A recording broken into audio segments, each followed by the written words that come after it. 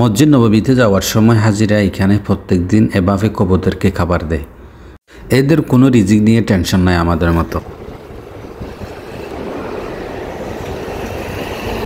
এরা হচ্ছে তুর্কির হাজি, বুঝছো? এরা মসজিদ নববীতে যাওয়ার জন্য রেডি হচ্ছে। দেশ ও প্রবাস থেকে যারা আমার এই ভিডিও দেখছেন, আশা করি আপনারা সবাইকে অনেক অনেক শুভেচ্ছা অভিনন্দন জানাচ্ছি।